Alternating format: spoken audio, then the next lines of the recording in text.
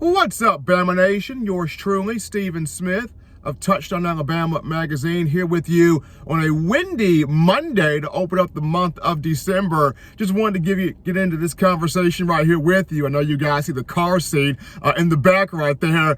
Baby girl Isabella Olivia Smith has entered the world on Wednesday of last week, the day before Thanksgiving. So blessed and thankful to have a healthy baby girl entering into my family. Here's my daughter. But get into now the biggest part of this conversation, folks, is so Alabama football, according to the All-State College Football Playoff predictor here, 66% chance of making the CFP. And it's crazy to think about this because Alabama having by far the best resume of any team in college football when you discuss 4 ranked wins over opponents in the top 25, Georgia, Tennessee, Missouri, and Vanderbilt. And ever since Alabama has beaten those teams have continued to win games and put together pretty impressive seasons here. So I understand Bama's got 2 losses, the loss to Florida State early on and the loss to Oklahoma. But last year we saw 10-2, you win the playoff. 9-3, more than likely not. But 10-2, you're in there.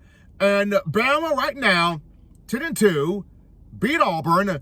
And I'm not understanding why, according to the committee, this team is not a shoo-in. It's not a lock for the college football playoff. I mean, Oklahoma is 10-2. And they have a 99% chance. They're basically a shoe-in, according to the playoff predictor there from All-State. So I don't get this. I don't quite understand this. Now, of course, Alabama is going to take on Georgia in the SEC championship game this upcoming Saturday in Atlanta. You know, Bama wins the SEC title. They're definitely going into the playoff and should have a first-round bye. If Alabama loses this game to Georgia, then you look at, okay, how bad was the loss? If you get blown out by Georgia, then I can see the committee not trying to put Bama in. But if it's a close game and Bama loses by a field goal, 5 points, a touchdown, then I don't see how you could leave Alabama out of the mix. And here's why. The committee already set up a precedent last year. Remember the ACC title game between Clemson and SMU, right? That game was close. If SMU would have blew out Clemson or would have beaten Clemson, Clemson is out as they were already a 3-loss team. Clemson is out. That's now a 4-loss team. SMU goes into the playoff, and Alabama goes into the playoff.